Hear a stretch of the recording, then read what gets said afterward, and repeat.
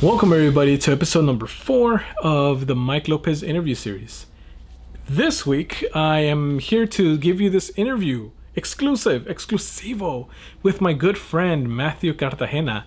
He is, I've known this guy for years now, and we met in the music scene. I respect this guy very much because he is not afraid to share his art, whether it be cooking, music, acting, podcasting, you name it. This guy does it. And so I'm very honored to share this interview with my good friend and hope you enjoy it. So here we go. Matthew Cartagena. Hey, what's up, everybody? I am here with a very special guest, and this is a guy that I've known for some time now, for a few years. This is MGC, or Matthew Steamboat. Matthew Cardona, fill in the blank there. Matthew Cartagena. Yeah. I'm kind of playing with a new persona right now, just ever since, I just creating new different personas. Like I'm thinking of going with like Mr. Fang or something, and just always being in face paint and kind of like not revealing it, kind of like how Buckethead kind of has his, like nobody knows what he looks like, or like the secret identity thing kind of sounds cooler and cooler these days. So just going about with something like that.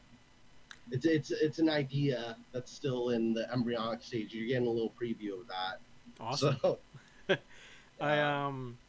I like I said, like I've known you for a while now, and I know that you're a musician, actor, a cook, and just yesterday, last night, I was watching your YouTube channel, and you were on the PAX Christian Network or something. Something was going on there, and you were cooking, but it's I have you on social media too, and I can see that you do different kinds of recipes, and in watching the video, it kind of seemed like, it looked like you knew your way around the kitchen, So yeah, so it's like I'd say that video was about 60% trolling. Yeah, yeah. And the funny thing is, like, just last night, I kind of just found out about Peter Sellers. I'm not sure if you're familiar with them, but he's like more of a he's like of course we're familiar with Robin Williams, but like Peter Sellers, he's able to pull out all these different like alter egos and personalities. And that was like, I was trying to see if I could make Duke Nukem into some sort of like douchebag chef. Like I don't know, what are you having this documentary rated, if you don't mind me cussing? Like, oh, you can do whatever you want. It's fine. Yeah, okay, cool. Unrated. Like, he's like a chef. Like, he's like, if Duke Nukem was a chef or some kind of asshole who was just like, hey, well, what the fuck's going on, you piece of shit? I'm gonna cook this for you. But at the same time, I have the whole like ability to cook. I actually got into Cordon Bleu on my first try, but it's just that the tuition was kind of high there. So, but it was a really simple test. Actually, I even got like a really high score, like, for getting in. And it was actually a really simple, like, math and English and history test to get in to the Cordon Bleu. And it was like a trade school. So, I was thinking of going there for a bit. It's not, I don't think that school's around anymore though. But, it's not? What? It's not anymore? No, Le Cordon Bleu. I don't think so. Or maybe there's only like a few. Like, I think they got bought up by another organization. Though I was considering being a chef for like a short time when I was like 18, 19 years old. But and then like I wanted to try out bartending, and then like the restaurant industry is a very different world than the music. Yeah. You have to take on a different strategy, and you have to a lot of teamwork. It all together, more or less. But that, back to that video, it's like me. It's I was thinking of all the different sketch comedy that you see on like Mad TV and SNL, and I was kind of going akin to that. It's actually based off of there's a sketch on Mad TV called Sopranos on the PAX network, and it was basically that. And it's so edited because they're all saying fuck so much. They have to, like, an episode's only 3 minutes long. It was like, what's something you least likely expect to be on? I was like, oh yeah, that fucked up cooking show on the PAX network. So that was my whole idea with that. My girlfriend actually asked, she asked me, she was like, wait a minute, is he on PAX or something? No, And she watching it with her. I was watching it with her, and yeah, it was a funny video. We actually like laughed out loud quite a few times, to be honest. I Um, gotta say that you could actually that eggplant recipe isn't legit. Like I said, like I actually 40% of it. It's like I'm decent at cooking.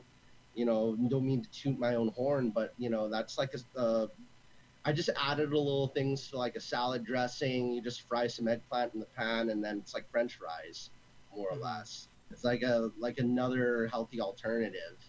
There are, and what I said in the video is actually true. There are small amounts of nicotine in eggplant, but it won't. It's not like vaping or anything like that. Yeah, I would imagine. Very, very small amounts, but it's good for you overall. You know, and I think saturated fats just depends on the type of oil you use. So there's so many factors with that. You know, cooking really comes down to what your preferences are on what you like to eat. You know, especially what like as we're filming this, we're currently all still in quarantine. So I guess right now everybody's learning to cook, and it's going to be kind of funny to see how good guitarists are like 3 years from now because everybody's going to be practicing guitar and everybody's going to be practicing cooking and the skill level is just going to be at such a high level, then everybody's going to be a shredder after quarantine. I mean, here's hoping, right? You know, we need Yeah. more fresher musicians up there. Um, Oh, you know, because I feel like bands, Black Sabbath just retired a few years ago, and you know, the whole as far as metal landscape, there I am hoping for new bands to come up. And well, speaking about bands, we have your band here. Like I know that you're in a band, T. Dot yeah, Gom. Mm-hmm. Yeah, the Gods of Music was the name I came up with. You know, the funny thing is, I'm really surprised with there's so many bands out there now, and people just think about like the same old ones. They've kind of already had their days. What I'll say, like everybody knows about them. They're on all the shirts. They're in all of our memories. They're the first bands you bring up: Metallica, Led Zeppelin, Black Sabbath. Yeah. You know, all over again. And there's a lot of bands who've actually, you know, done the same thing. And like, I don't see them up as much, but they've not only done the same thing, but I wouldn't say they've done it better, but they've just done it in like a more concentrated form, or they've highlighted aspects about those bands. Like, I could talk about, you know, like people talk about Led Zeppelin, but they don't talk about the Black Crowes. Hmm. People talk about Black Sabbath, they don't talk about Baroness as much. Baroness is actually getting they're getting a lot of what do you call it? Momentum. Yeah, momentum. They're getting a lot of momentum and popularity. And then you know we always talk about Slayer, Metallica, Iron Maiden, Judas Priest, but like I only just found out about Enforcer, Yeah. and you know they're blowing me away with you know I'm only recently just found out about them, and then like the revival of new wave of British heavy metal bands. I'm finding about those groups, and then the whole idea behind my band Tigom was visual K. Is so that's a genre I really want to give more exposure to and talk about a lot more because that's like it's been my psychological jihad for the past I think over a decade. I think since 2000 I discovered it in 2006. It's been like my love and obsession and been like the thing I wanted to show to everybody, like all the Japanese bands I show to everyone, more or less, you Okay. know. So like I don't know if I've shown you them before. It's like my favorite band, they're called Arlequin, and my other favorite band, Abingdon Boys School. Like Tigom, I wanted Tigom to be like the American version of Abingdon Boys School, basically. I think one of the only things that kind of holds us back from being that completely is they have a keyboardist and a second guitarist and actually a turntablist as well in that band. And their lead singer is a pop singer in Japan. His name is TM Revolution, and he's like a mainstream pop star. So imagine if like Justin Timberlake was the lead singer of Dream Theater, Mm-hmm. and he's able to scream, he's able I want to to hear rap, that. and he's able to play guitar, and he could dance too as well. and he's also like a fashion icon. So it's a very different. And in Japan, there isn't that separation of like metal guys only hang out with like pop people that listen to this kind of music or that. Like that cultural blend has been around since the 90s. So Right. you're able to get fusions of ideas that you couldn't usually get in American society. So that's kind of the special thing about a band like Abingdon Boys School, because their level of fusion is so above our comprehension, like a regular like American metalhead's comprehension, that you know to compose a song like that, you have to really like have your finger in a lot of different genres. Like have a jazz background, have a bit of an R&B background, have a bit of a extreme metal background. Just to know where okay, the blast beat goes for like 10 seconds. We just have that. We have that element. The guitar solos in there, 10 seconds of that, and then we have like the catchy chorus and the catchy verse, and we've got a dance beat over here, and then we have the heavy riff over here, and then we have a guest rapper come in over here, and then we've got like the keyboard melody laying on top, and we have a little bit of turntables there. It's kind of the garden genre, I was looking for. But yeah, that's kind of what I was going for with T-Gom. And a lot of I'm hoping once quarantine's over, I get to really like take my beat. It's like how they referred to Jeff Beck when he was in the Yardbirds. They referred to the Yardbirds as his like vehicle Yeah. before, and like what he was able to do with it just because of how he composed. You know, I was watching a video of Tigam recently, and I must say that you definitely have that charisma as a frontman. No, and I'm not just blowing smoke here. You definitely you get you get away from the band. You go kind of towards the crowd. You move. You dance around, and I don't. Especially, I feel like in local bands, I feel like there's almost a kind of like a self-conscious thing to not do so much around the venue because oh the owners might say this, or what if this happens, or the pit or whatever, or microphones get damaged, but you go for it. And who do you look to for inspiration as a front man? so I think one of the problems, it's like it's not no criticism of the scene. I don't want to be negative, but I think it's an over reliance on power stance. Like Mm, like if those of you who aren't aware in the metal scene, like power stance is something you kind of see with Metallica. You kind of plant your foot like one foot in front and one foot in the back, and then you just kind of look tough the whole time, and then you sing looking tough, and you yeah. just kind of stay in one spot the entire time. But I think everybody's gonna always brings him up because the Queen movie came out. Obviously, Freddie Mercury, and then the guy I just mentioned, TM Revolution. He's kind of like he's kind of like my Freddie Mercury, or my, the guy I look towards. Yasunori Hayashi, he's the lead singer of Acid Black Cherry and Jeanne d'Arc. And Jeanne d'Arc, how I would describe their sound, like they were probably the band with like they were my favorite band for many years before I found out about Harlequin. But Jeanne d'Arc is kind of like say you take Dream Theater, but put their songs in between uh two 2 minutes and 30 seconds and like 5 minutes and 30 seconds. You kind of keep their songs under 6 minutes, and you make them catchy and you make them enjoyable, and then you make and then you always keep stage presence up front. Yeah. So that's kind of how I would describe Jeanne d'Arc. Like if Jeanne d'Arc was like, I mean, Jeanne d'Arc would be Dream Theater if they were more like pop oriented, but still kept all the musicianship and more of the complexities to their sound. So they would be like the other one. Obviously like Iggy Pop and Scott Weiland. He's a huge one. Like Scott Weiland. I Stone guess Temple Pilots. Greg Puciato Yeah. from Dillinger Escape Plan, because he spits fire, and I think if you saw in another one of my videos, I actually breathe fire. Yeah.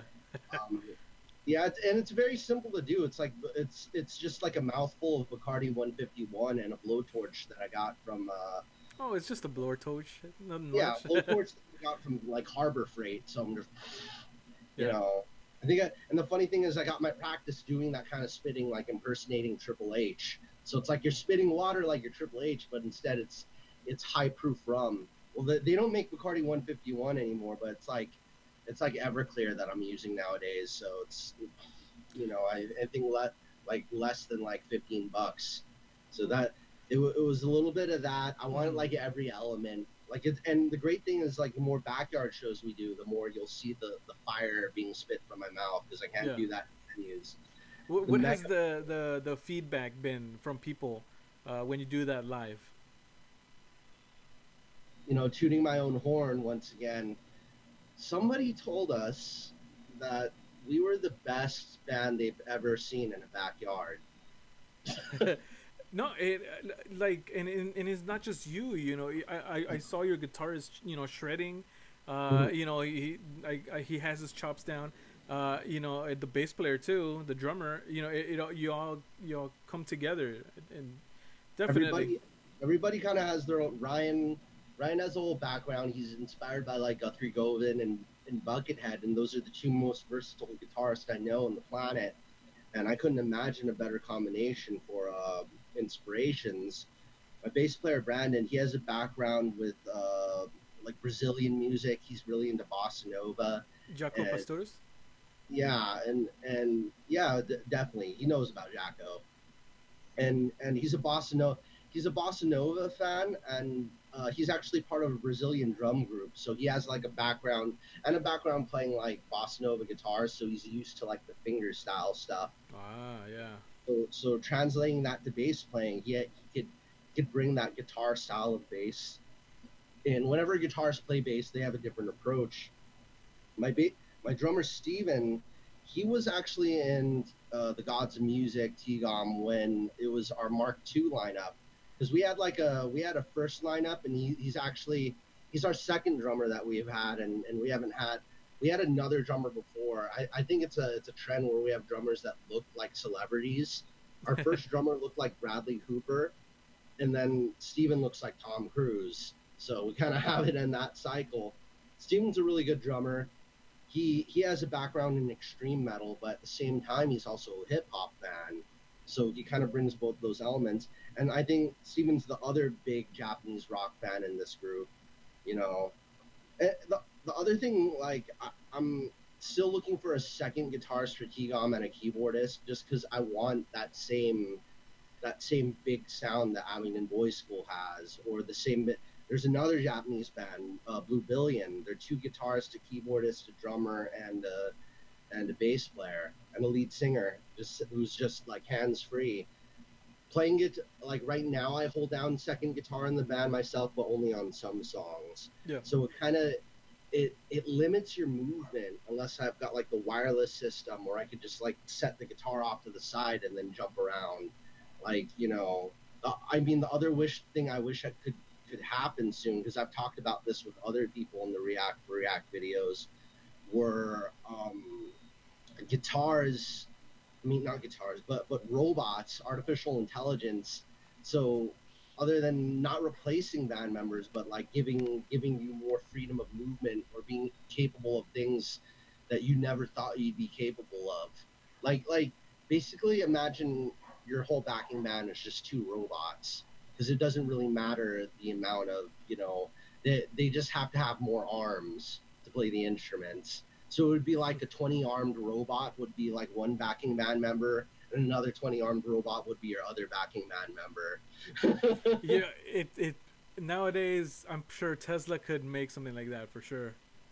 That's what I'm hoping for, and that along with the hyperloop.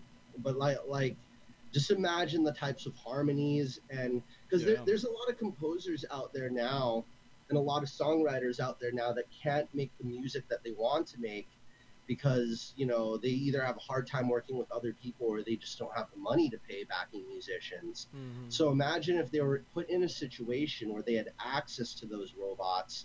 Imagine the type of musical melodies that couldn't be composed before, from all these like difficult to work with people. They're probably like, it's like if you could think of a band as like the one artist, and the brushes and the paints are the other members.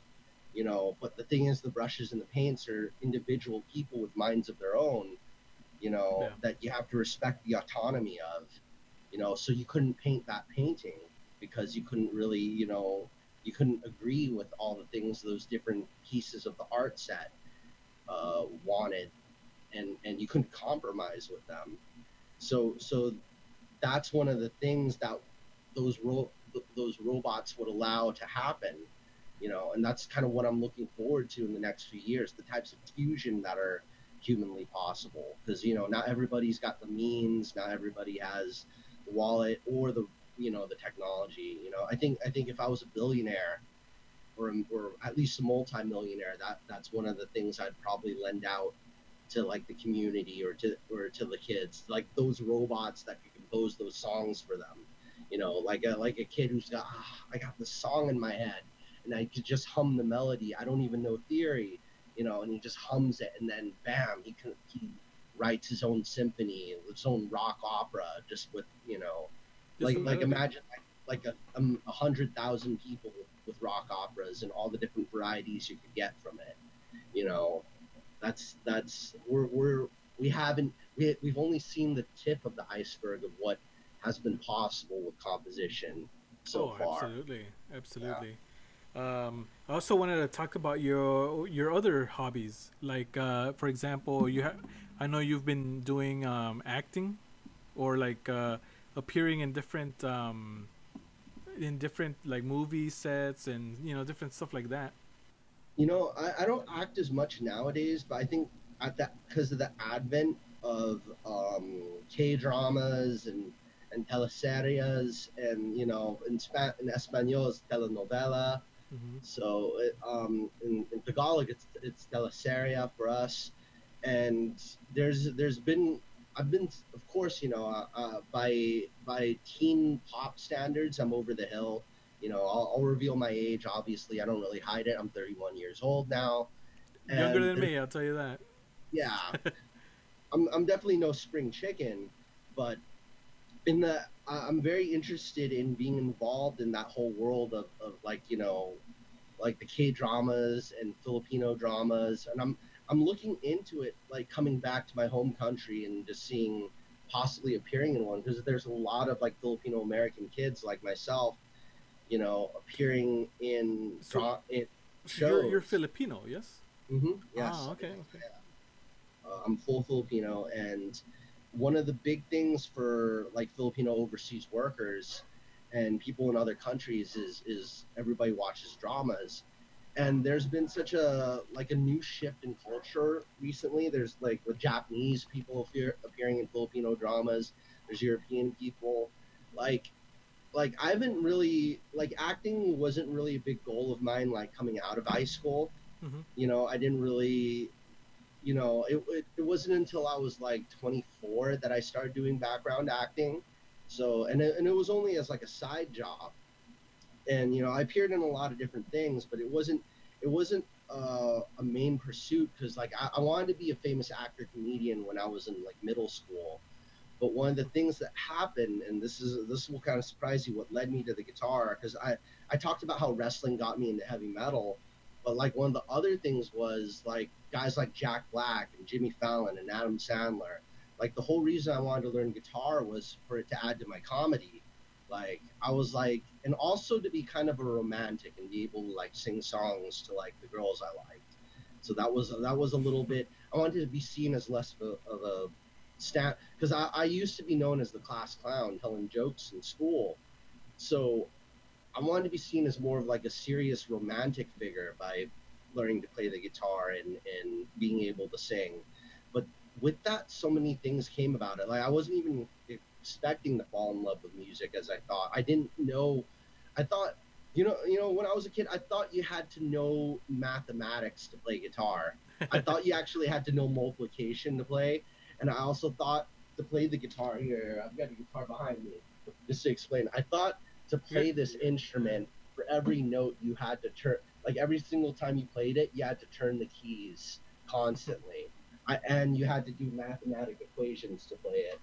That's how complicated I thought playing the guitar was. yeah. Oh, and I didn't know you had to press down on the strings. Mm. I thought you had to put your fingers in between the strings to play it. That would be much more difficult, I'd say. So so doing imagine doing a long division in your head while turning the keys and putting your fingers in between the strings. That's what I thought it was. I had no idea. I had no idea. Just because I thought it was so. Because my brother's a violinist. He was a Okay. first chair. He was a first chair in orchestra, and he was pretty good at math. And he's has a background in engineering as well. So that's kind of what brought me to that conclusion that it was Hmm. like. But that's really what I thought guitar was. So like acting wasn't back to acting. It wasn't really a big thing like after middle school. I think middle school and elementary school, I thought I was going to be the next Jim Carrey. I wanted to be the next Tom Green when I was in middle school. So I, you I picked it up more for comedic purposes. Yeah, yeah. Because I saw those sketches I listened to those. I think one of the songs I downloaded off Kazaa was the Tenacious D Fucker Softly. And I wanted to learn to play that song. And then, the Hanukkah song by Adam Sandler, and then all the parody songs Jimmy Fallon sings on SNL. There if this is the thing I wanted to do when I appear on those talk shows and tell them like Conan O'Brien, the whole reason I started playing guitar was because of you. Like I'm Yeah. sure, like here I am doing sweep arpeggios and shredding and like playing in a heavy metal band, but the whole reason I'm there is because of those comedians. I don't think I would have been there if it wasn't for them. You know, Adam Sandler just strumming. 'Cause Adam Sandler, he's a good guitarist. He's playing and singing, and I don't think I came back to stand up comedy years later when it was, I think, because I'm a big Japanese animation fan. The first year of Anime Expo, the second year I won 2008, I tried out for there was a contest called Anime Expo Last Comic Standing, and you Hmm. had to tell jokes that were either related to anime or video games. So I did that for a few years. I did some stand up comedy with their whole scene, and I have a few friends from that scene, in the anime convention scene, doing stand up. So I did that for a little bit, and I wanted to come. So I think with the advent of back to teleserias and TV dramas, I think I might want to come back to it. It'd be kind of cool playing either like a villain or a central character or a love interest. Because I could see in the Philippines they're looking for more like Filipino Americans and bring more of like an American mindset. Yeah. I'm not fluent in Tagalog yet, but I could probably pick up on a few. And I've noticed like a lot of like is this a thing in telenovelas too that like some of the villain characters speak more English than they do like Spanish, or they I speak. think so because there's this notion I feel or idea Mhm. that if you're wealthy, then you are able to afford English lessons or to take Yeah. English classes, and then the poor people don't, so they only speak Spanish. Mhm. At least Yeah, and that's it's what more of a you know. it's more of a privilege thing. So because the villain characters that like the rich villain characters in the Filipino dramas I watch, they always speak more English. It's like 70, their conversations are like 70% English and like 40% Tagalog, like the Filipino national language. So I'm wondering if that happens the same way in telenovelas where some of their villain characters are speaking a lot of English too. I So don't think it happens that well. I mean, I haven't seen novellas in like I don't know 20 years maybe, yeah, but I'm not sure. But well, back in the day, they weren't as fluent because it's a mostly yeah, there Spanish was on audience. YouTube and all that stuff Yeah, nowadays. but I'm not much of a telenovela guy, but I know that there is that idea for sure. Yeah, Um, well, appearing in any kind of like movie overseas, because they talk about. I think one of the things that's happened because as an Asian American, I've seen kind of like a change in pace. Like I didn't really notice it until after I got out of high school that like Asians don't really appear a lot in movies in the United States or TV shows. So like the Crazy Rich Asians thing, And there's actually a movie that actually holds a lot more weight with the Asian community that people don't know about, and it's a lot more relevant than Crazy Rich Asians. And it's called Debut, and almost every Filipino American seen this movie. It was in theaters for a little bit. Sometime I think since you're older, you might remember the time period that it came out around. You know, also the culture around it. I think because What year did it come out? I think it was like either 1999 or maybe 2002, like Okay. somewhere I was a teenager at the time. Yeah. in that time frame. Yeah, and I was in my early teens in that year. So you were probably like in like mid high school. So you were kind of like the aimed audience. Yeah. So you'll recognize the star of it. The star of it is Dante Bosco. I mean, Mm, he's Rufio. That's Rufio from Hook, Captain Hook. uh, And Peter, uh, you know, the live action Captain Hook, right? yeah, live action with Robin With Williams. Robin. You know, I Robin saw Williams. that movie as a kid. I do not remember anything from it really, other than Yeah, Robin Williams being in it. yeah. But Dante Bosco's Rufio, and he's the star of Debut. uh-huh. But Debut is actually about Filipino American life in like the mid '90s, and it kind of shows like how like kind of the cultural battles. Like his two best friends are white guys, and they're kind of like not used to like the food and how everything is, but they think how, and he's kind of ashamed of it a little bit, and they kind of show how his parents don't like that that he draws and paints and he wants to do that as a job for a living, but they want him to be a doctor. Hmm. And they also show, I think the other thing that I think that movie didn't show enough of was probably like car culture, because like I think that was a big thing in like the mid to late '90s, was like the whole car drifting culture. It was like there's an anime called Initial D, and it's all about drift racing. And then there's also the Fast and Furious, Tokyo Drift, and all the Fast and Furious movies. You know, like that. Those movies are the reason why my brother bought a Toyota Supra. You know, that whole culture about cars and Asians and racing. You Yeah. know, that was like the late mid to late '90s, and you know, I wasn't, I was too young at the time, or I didn't get my license in time, and I was never really into racing myself. But you know, my it was my older brother, it was my cousins, it was my, you know, it was my brother's friends, and and that was another big part of it. Like I saw that I was a witness to, and I was like, I wonder when I'm older if I'm ever gonna get into that. You know, it's one Hey, of it's those still not too things. late. Yeah. Are you into cars at all, Mike? Not really. No. I have a Mustang, but that's about it. you know. It's very expensive. Like that's, we never talk like that's one thing I want to ask everybody on the podcast, on all the podcasts I'm on, is like what kind of car you drive, since like we haven't seen each other in vehicles, and this has only been like, you know, over webcam. Yeah, I have a Forerunner. Okay. I mean, I have a Rav4. That's my car, but I have it for practical reasons, because you know SUVs are higher off the ground, you see everything. But I think, I, like once again, I'm circling back to the dramas, like even a TV series or comedy series or sitcom in the Philippines, like anything like that. You know, I think the thing that I didn't get to was like it's probably easier to get on a TV show in the Philippines than it is to get on a TV show in the United States, Oh because yeah, yeah. Yeah, because I would think so. it's more red tape, and then like because there's a lot of Filipinos auditioning now, and you know, I don't know if that affirmative action thing is really coming through, where you know they're going out of their way to hire more like minorities, because you know most of the time you see a movie, a TV show, it's, you know, white guy, black guy.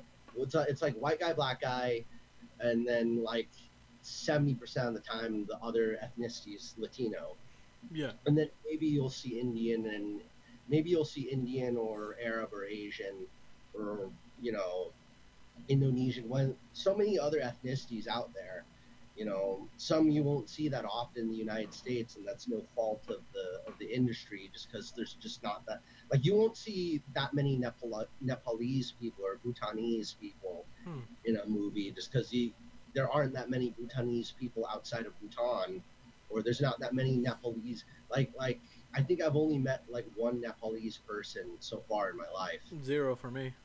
Yeah, Yeah, I it's never. fair, and it's no fault of our own just because of not that many people. It's a small country and not that many people leave. You know, but but you've definitely met a lot of Chinese people in our life, and Yeah. and that's where you don't really have an excuse for why they haven't appeared in your movie or your TV show. So I'm hoping to, and I don't mind working on stuff in the U.S.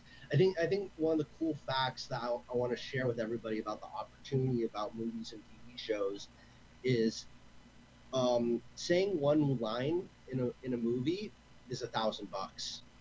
Just one, just saying one word under 5 words Hmm. in a movie is $1,000. If you just say, "Oh, hello," that's $1,000. I could do And then that. and guess what? That's $500 after that for the rerun if it's on a TV show, and then Wow. you get a residual after that for syndication, just for you saying, "Oh, hello" on a TV show. So, um, mailman number one shows up at Steve Urkel's house and Hmm. just here's the mail, and each word is worth a certain amount of money. Yeah. So that 1,000, I think if it's under 5 words, that's $1,000. Hmm. That's $1,000, and Wow. then I think you get 500 bucks for the first rerun if it's in syndication, Hmm. and then you get a percentage after that. Like you get like a Not residual bad. after that, just for that one word. So and then I don't have you seen the movie Wolf of Wall Street? I've heard a lot about it. I have not.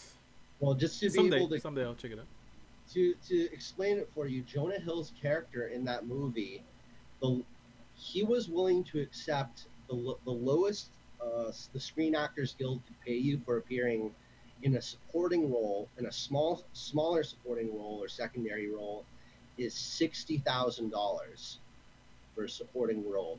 By law, that's the lowest they're allowed to pay you. 60,000. That's still a lot of money, you Yeah, know. yeah, for sure. So say you do a supporting role in a few like not so popular movies, 60,000. That's like, you could probably that's plenty of money to live off of, for a year. You could do plenty with that. Sixty Yeah, thousand, sixty Si- thousand sixty is a thousand chunk. is good enough. It's what one makes in a year, and I'll just put 60,000 on red in Vegas and double it up. So There you go on red, and especially if you know the statistics of roulette. That's the thing with gambling. If you understand statistics, you do well in it. Counting cards at blackjack, but you have to like not tell them or let them know, yeah, or else you get in prison or something. Uh, or they just kick you out because I guess it's not actually against the law, from what I heard. hmm. I guess it's just really strategy or Yeah, math. yeah. I think that's the same thing with poker and stuff like that. Yeah. My father, he's a really pro poker player, and I think that's like one thing. I think after when he's not able to play anymore, I have a feeling I have to take his place at the poker table. Mm-hmm. I think the only thing is I haven't learned all of the rules of Texas Hold'em. That's the only. I just Yeah. know like a straight flush and a royal flush is pretty good, and then there's like two pair, but that's all I remember so far. I know I got to get good at that eventually. I Eventually, know you it's a have big time. social thing too. Hmm. You can meet so many people playing poker. Like he met like the former president of Vietnam playing poker, Wow. and he also met the first ever Filipino mayor in the United States playing poker. Hmm. So it's like it's really surprising the people you meet while doing it. And this one actor, another guy I met, he was a former gangster, like an Asian gangster, and he met the porn star Asa Akira in Vegas at the poker table. So it's just like you're really surprised who you meet. That's probably like a very underrated uh, form of networking that I haven't looked into yet was the poker table. Like just Interesting. Yeah. and the low buy-in. You don't even have to. You could go for the $20 buy-in because some people just play for fun, Yeah. not even. money. It's just like they just enjoy the game itself. So you mentioned your Filipino heritage. Now, recently I've discovered a nice little fast food place called Jollibee. What are your thoughts on it? Because I'll be honest, like I really like Jollibee, the spicy chicken, ooh, good stuff, and the mango pie is pretty good. I want to Like get your thoughts as a Filipino on this Jollibee. ties into what I was talking about with the teleserias, because there's an actress. Her name is Lisa Soberano, and I've been watching a lot of her movies. And here's her eating the new spicy fries from Jollibee. Spicy fries.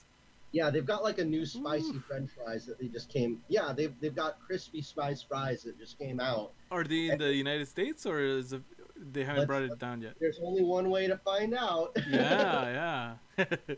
Jollibee actually just bought the coffee bean and tea leaf. So from the industry perspective, from a business perspective, and like national pride, I'm really proud of what they've accomplished. Yeah. I like their fried chicken better than KFC. You know I'll, what? Yeah. I'm gonna have to agree there. Yeah. I actually did a presentation on the other podcast I was on about the top fried chicken places. I put grocery store fried chicken at the bottom. Second worst is Chick-fil-A. Third worst, I don't put KFC very high, and then like I put Church's Chicken, Hmm. and then I put Popeyes higher than Church. Jollibee, but Oh, really? I put Jollibee higher than Church's Chicken and KFC. Who's your And number one though? my number one is either my own recipe or it Okay. is um, I don't know. It's a tie between Korean and Taiwanese fried chicken because there's a lot of different Korean fried chicken joints, and they kind of have perfected the recipe because it's called there's this place called barbecue chicken, but it's not around anymore. Yeah. But it's not actually barbecue chicken. It's chicken fried in olive oil, and like this goes into the cooking thing. There's a lot of things to look into to make your own perfect fried chicken at home, and that's like you have to fry it twice for 7 minutes, and then you have to use potato starch instead of regular flour because it's crispier. Maybe you could use a mixture of potato starch and flour, and then you don't dip it in egg. You just put it in flat. Maybe a I'm little bit gonna of start taking buttermilk. notes here, man. Cause Oh yeah, oh yeah. You could save this too. This is my recipe, and then you could brine it overnight if you want the flavor directly on the meat, or you could just put the seasoning onto the right after onto the chicken. You could do both if you want like a lot of flavor. I think the main thing is balance because if you overdo it with the seasoning, it might be too salty. So you have to, you can never brine chicken meat for too long. You can do it overnight is what I suggest, but that's the perfect fried chicken though. But it's a battle between Taiwanese fried chicken that you can get at any like Lolly Cup or any type of place like that. They've got that there. You could get it's their popcorn chicken, and I know they use potato starch. And then the Korean fried chicken, they also use potato starch in theirs, and they have a different recipe. But Jollibee overall, they rank pretty highly. There's a few dishes there that you should actually try out. One question I'm kind of curious on with you, Mike. sure. Do you eat seafood at all? How do I you eat feel about it? shrimp. You like shrimp? That's as seafood as I get. Well, how do you feel about fish and chips? I like it. I've There you had go. the ones from Long John Silver's. Oh yeah, Uh, on Silvers. yeah, and yeah. So fish and chips and shrimp, or sushi. I enjoy sushi. So Yeah. try. There's a so you told me about Jollibee. There's an item on their menu that only Jollibee has as a fast food restaurant because they're not just burgers and fried chicken. They've got an item on their menu called milkfish, and that's Hmm. specifically a Filipino thing. You won't find fried milkfish in a Chinese restaurant. and you won't Milkfish, eh? find it. You won't find you'll only find it either at a sit down Filipino place, or you'll find it at Jollibee, All or you'll right. find it, or you'll find it at what's this other chicken place I know about? Max's Chicken. That's Hmm. another Filipino chain restaurant. It's not fast food, but it's kind of like our Denny's, more or less. It's like Is a it Filipino. in California? Los Oh yeah, Angeles? oh yeah. It's Hmm. especially here. There's a lot of Max Chickens here. Wow. Max's Chickens. And if your area would probably be the Cerritos one, would probably be, you know, The but closest. Max's Chicken, they but Milkfish, they've got it at Jollibee, and it's a fried fish that we eat. We call it bangus, is our other name for it, and it's battered and fried. But we leave a little bit of that fish skin on there, and we fry, like it's like if you take the bone out, but you leave the skin on the fish fillet and you fry it, and then you have that with French fries. That's the milkfish, and that's like a regular. It's specifically only Jollibee. That's the only place you could buy fish with the skin on to Wow. go. Huh. It's Okay. it's it's fried with the skin on, and it's good. You got to give it a try. It's just like fish and chips, but it's got like more, you know, the skin has its own like natural like oils and flavors to it. Its own flavor profile that's completely different from like cod or whatever. So that's definitely worthwhile. I'm a big that's one thing about seafood. Like have you had crab or lobster at all in your Yes, I have. lifetime? Yeah, Mm-mm. both.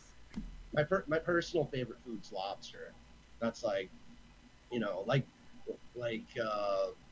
funny thing. Ron Jeremy actually has the same favorite food as me. He's also a lobster fan. So Yeah. yeah. No, So I definitely enjoy my lobster. Uh, it's been a while. Um, I think I went to Red Lobster a few years ago and I had it. And it was pretty good. So I'm long overdue in getting another one. I'd like to say it's like a metaphor for life in a way, because like if you're eating blue crab, that's like working at a job that doesn't give you that much pay, a really hard job that Mm-hmm. doesn't pay very much, Mm. because a blue crab doesn't have that much meat, and you're working so hard for that meat, digging it out of Yeah. every little crevice. A lobster, on the other hand, there's hard work there, cracking that shell, but look at all of that reward.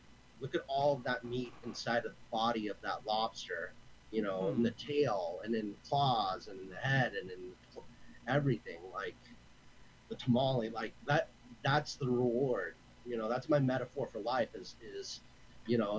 I think that's one of the reasons why it's my favorite food, just because it's so much reward in exchange for the hard work.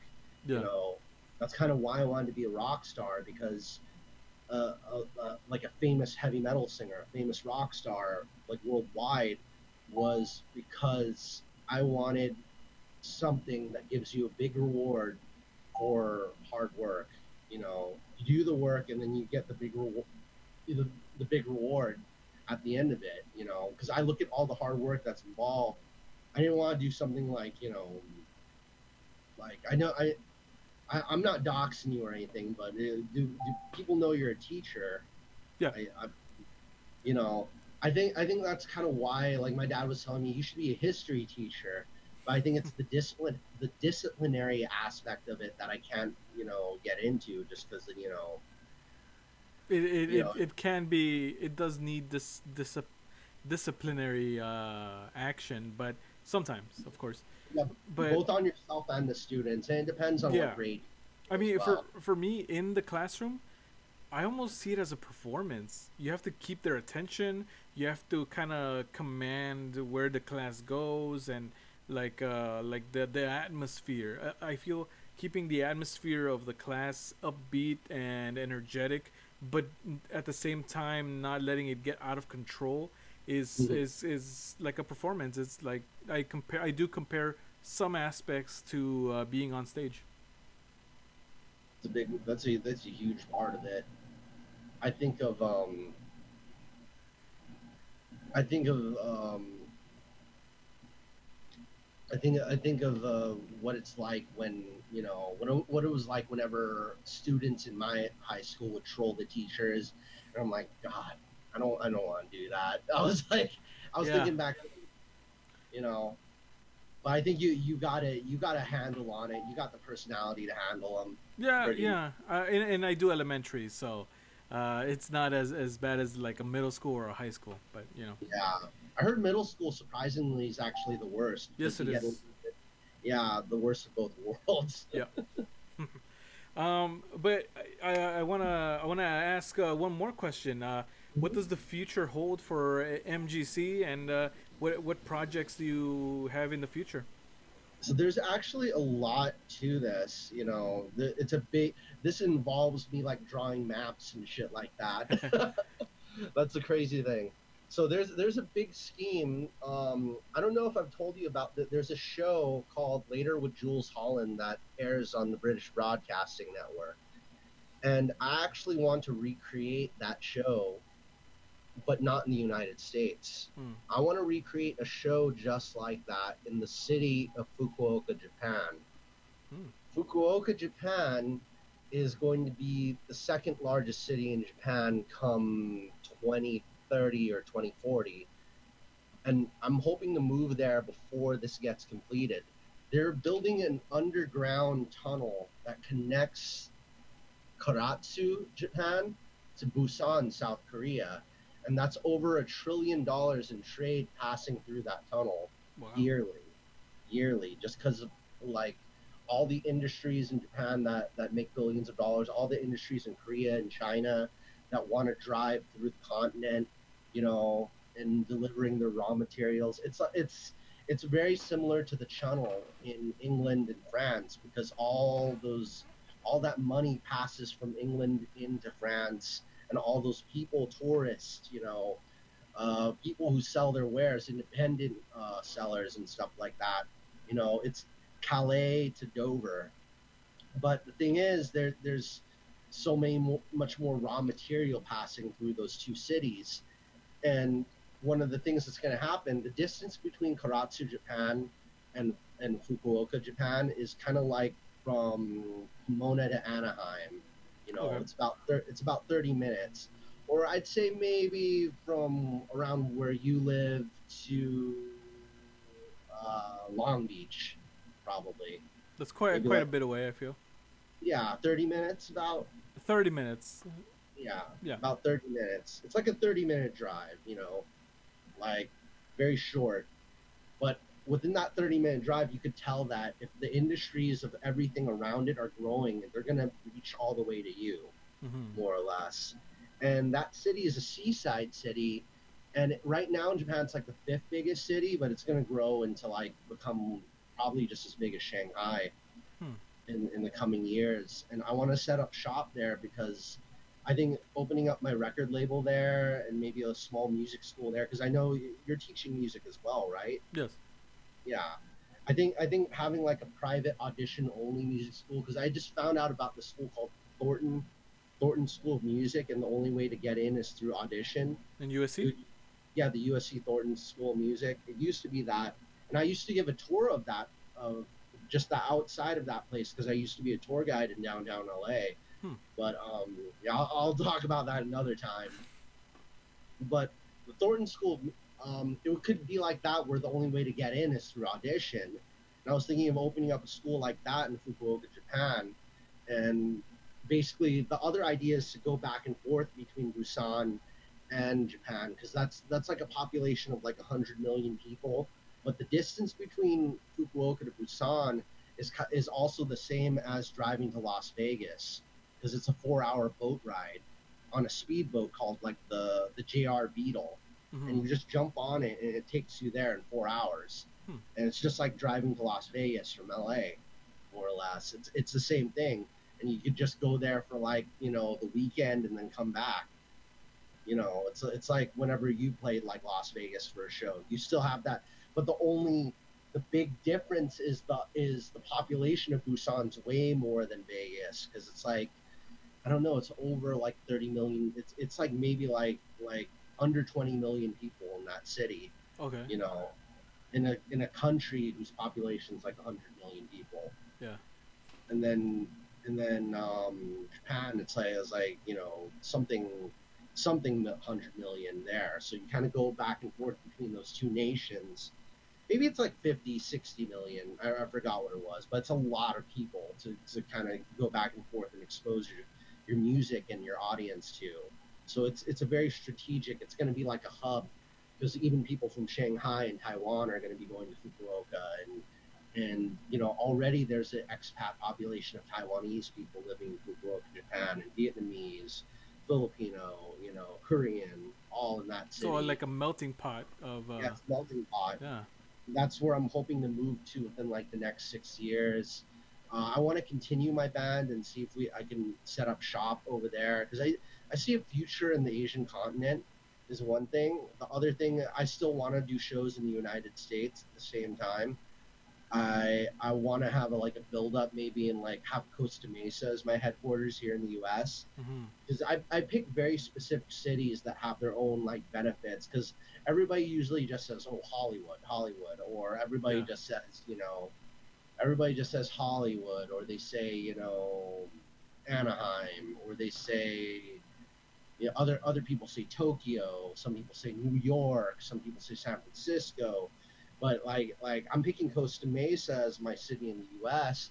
just because it's big enough to where it's busy enough with people and has enough going on, but at the same time there's enough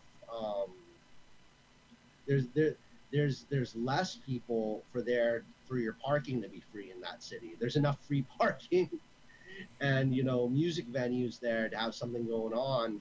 Like I think if I was a billionaire or money was no object, I'd want to build like a mini Tokyo within Costa Mesa in Little LA. Tokyo, right? Yeah, kind of like another little Tokyo, but like more accurate. Like have the Shibuya 109 building, which is kind of Shibuya is kind of like the Times Square of Tokyo. Kind of rebuild that over there, Yeah. and then build my own music venue. There is the other idea. Kind of like a circular music venue, a multi-purpose music venue, more or less. I kind of had an idea of making like a music venue that's kind of like a place for food trucks instead of it being a restaurant, it could just have food trucks coming and going at all times of day. That way it could be open 24 hours and it's like an arcade and a record store at the same time as it's a music venue. And always different food trucks could always dock and park there. And I was thinking of building that in Costa Mesa. So I have a lot of plans. Oof, These are actually goodness drawn up gracious. Yeah. actually are drawn up on blueprints. Like I only just got the schematic of the later with Jules Holland show just to see how they capture recording sound there. Yeah. And I want to find somebody who knows about like live music production, who knows how to both record sound live for a TV show, have be able to produce something like that. So that's a big part of it. A lot Just of plans there. have plans like that. Yeah, it's very specific. I have a lot of drawn up ideas on like what I want to do with it. Like my band's just one of the things that could lead to all that I want to lead to all those things.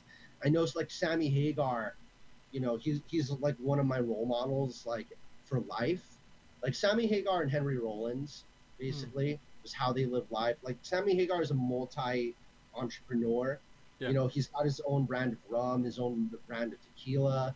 He's actually one of the he's on like the Forbes like top 100 richest musicians in the world.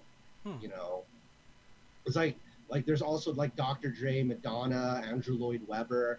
Andrew Lloyd Webber is actually the richest musician from selling his music directly, just off his music alone, just from CD sales and ticket sales alone, because his plays are reproduced many places else. If you just have like the sheet music alone, just he's not always the one performing it. That's why he's the richest musician. Yeah. But I mean, I think like Paul McCartney, Rolling Stones are kind of on that list too. But Metallica. Metallica, I forgot. I think one of them's got a. Does one of them have a wine? I think one of them's got to have a wine. I believe it's Lars. I think. Yeah, it sounds like Lars, Yeah. but no. But back to Sammy Hagar. The Cabo Wabo restaurants that his son manages. You know, I think he's got like stores that sell clothes. He actually had a patent on like a fire alarm on like a shower that like his brother-in-law actually had a patent on those emergency shower alarms that Mm-hmm. go off, Yeah. those Sprinklers. sprinklers. Yeah, I think he had his brother-in-law had a patent on those. And then he Wow. also invested in apartment real estate, and in addition to that, he also owned a travel company. So like oftentimes people talk about rock stars, they talk about, oh, drugs, or you know throw Cocaine. their money, cocaine. But they don't talk about like the entrepreneurs that often. Like maybe, and whenever they talk about the entrepreneurs, they talk about what assholes they are or whatever like that. Sammy Hagar is a cool guy. People like him. Everybody likes him. Like people talk about what an asshole Gene Simmons is. I mean, he's a great entrepreneur. He makes a lot of money, but they talk about what a cool jerk he is. But it's like the perfect balance is Sammy Hagar. He's a cool guy. He makes a lot of money. He's got his finger in a lot of things.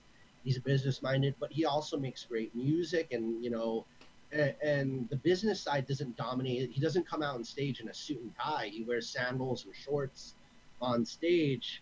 He's like the definition of like, you know, people pair him up with like people from the glam rock era where you wear spandex and makeup and stuff, but he comes out in shorts and sandals, and he's probably, I think he even like baggy pants. He's really like, what he just wears whatever he has basically, not necessarily has like a fashion designer or something like that. you know it's just black pants and a shirt. Just walk out of bed and there you go. Yeah, me, I dress up for the stage though, and that's Yeah. kind of why visual K is so important to me.